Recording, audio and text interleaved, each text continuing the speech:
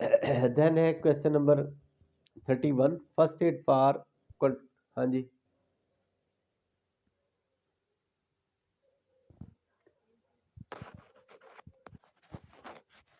जी नहीं, मैंने ये नहीं कहा अगर बाहर हवा तेज चल रही है। आप कभी गाड़ी तेज गाड़ी पे बैठे और खिड़की से सर बाहर निकाल के बैठे हैं, जब गाड़ी 100 की स्पीड से जा रही हो और वो हवा आपको इतनी तेज लग रही हो, उस हवा में भी आपका सांस लेना थोड़ा सा मुश्किल हो जाता है। ठीक है, इसको हम कहते हैं हाइपर वेंटिलेशन, जब बाहर हवा ज्यादा चल रही हो। ओके जी,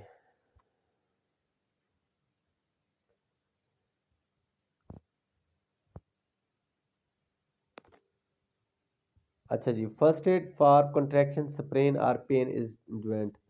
तो सबसे पहले अगर ये स्प्रेन वगैरह हो गई है तो वो कहते हैं आइस पैक इस्तेमाल करें, ये बेहतरीन चीज़ है।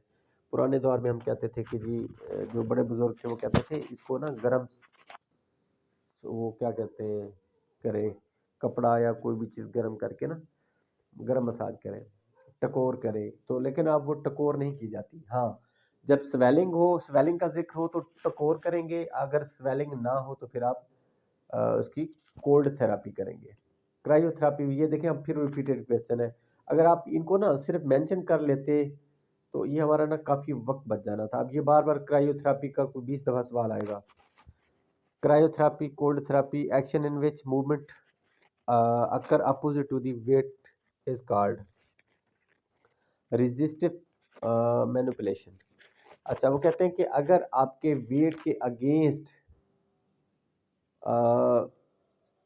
आपका काम हो रहा है, इसको हम कहते हैं रेजिस्टिव मैनिपुलेशन।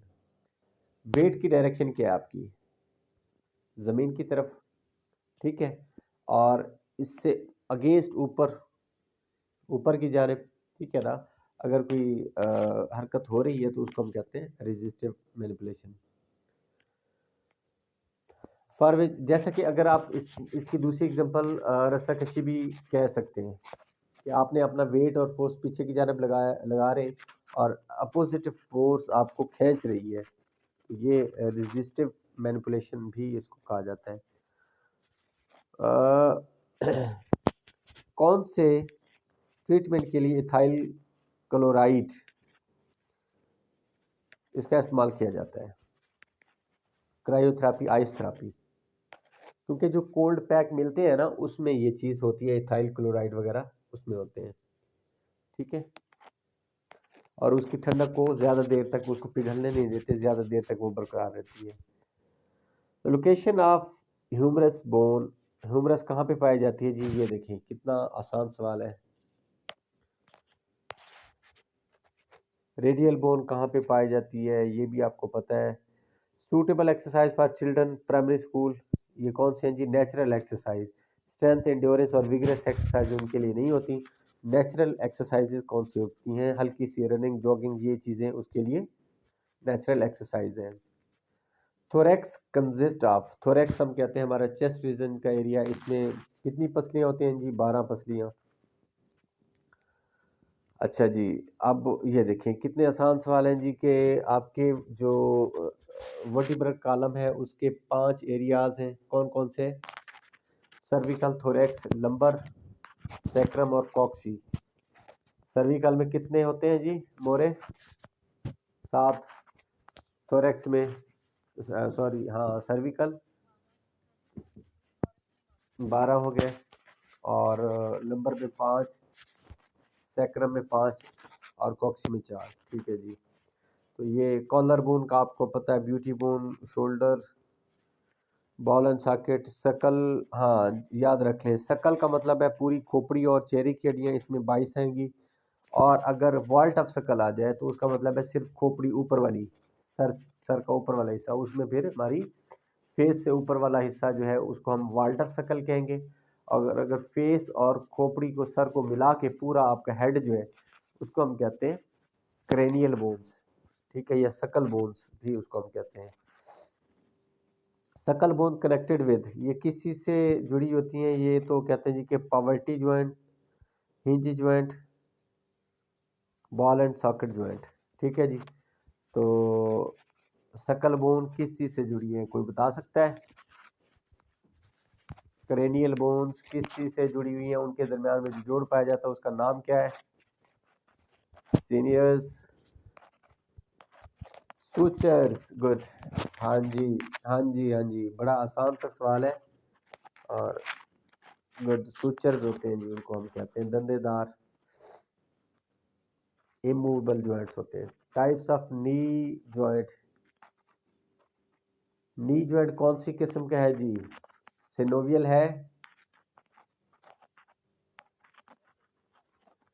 पिवट है, पिवट नहीं है, सॉकेट है, सॉकेट नहीं है। तो यहाँ पे लिखा हुआ है ऑल ऑफ देम, तो क्या ये ठीक है? नहीं, सिनोवियल आएगा। Good. Location of bicep muscle कहाँ पे है जी? अपर लिम में, अपर आर्म में, अपर लिम में। डेल्टॉइड मसल कहाँ पे है आपका? शोल्डर में।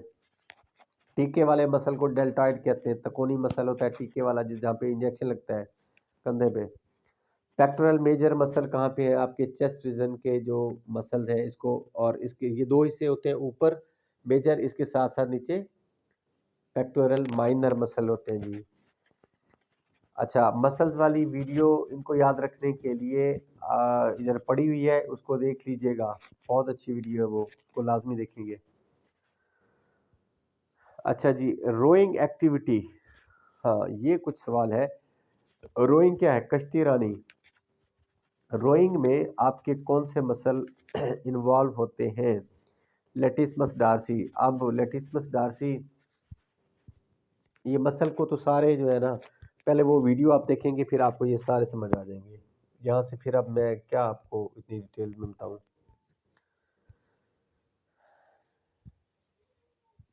ये सारे तो वही आ गए भाई, अनाटमी इसमें भरी पड़ी है वही सारी।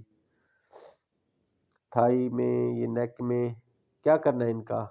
Striated muscle, types of muscle आ गए। आप कौन से क्वेश्चन कह रहे थे भी? आप एटलीस्ट इनको मेंशन तो करते ना कि जिनको डिस्कस करना था। अब अगर सारे आप कह रहे हो तो फिर मुझे नहीं इस बात की समझ आ रही कि सारे किस तरह से हमने इनको करना है। अब इतने बेसिक और आसान आसान सवाल हैं, इसमें मैं क्या टाइम वेस्ट करूं महविश?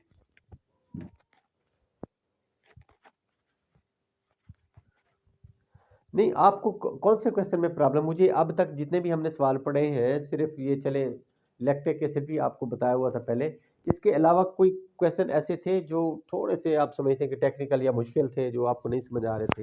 मेरा ख्याल है सारे ही आसान है, सब ये समझ आने चाहिए अब तक जितने हमने देखे हैं, 60-70। या तो आपने मार्क किया होता ना, फिर उनको हम जल्दी जल्दी कर लेते। आगे फिर ब्लड की सेल्स और ये वो ग्रुपिंग आ गई है, ये भी आपने की हुए हैं। और ये बाकी इसकी बच्चे कुछ ही सारी चीज़ें एनाटमी में आ जाएंगी आपकी, क्योंकि इन्होंने एनाटमी का सारा उठा के मेडिसिन और उसमें दिया हुआ है। बीमारियां आगे हैं, हाँ बीमारियां आपको पता है, वो कल आपने पढ़ ली हैं। फिर आपके पास मैं नज़र दौड़ाता जा रहा हूँ जो आपको ना, एक्चुअली आपने इनको ना रीड आउट ही नहीं किया। अगर रीड आउट किया होता तो फिर आपको ये बड़ी आसान लगती। हाँ, फर्स्ट एड का प्रोसीजर भी डॉक्टर एबीसी के नाम से आपको याद करवाया हुआ है। क्वेश्चन नंबर 165, डेंजर खत्म करें, रिस्पांस, एयरवेज, ब्रीदिंग। आप लोगों को ही बताया था लास्ट या उससे लास्ट वीक।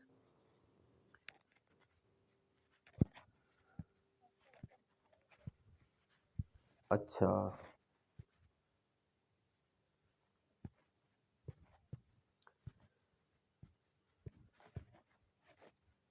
अब मुझे बताएंगे क्या करना है बच्चे?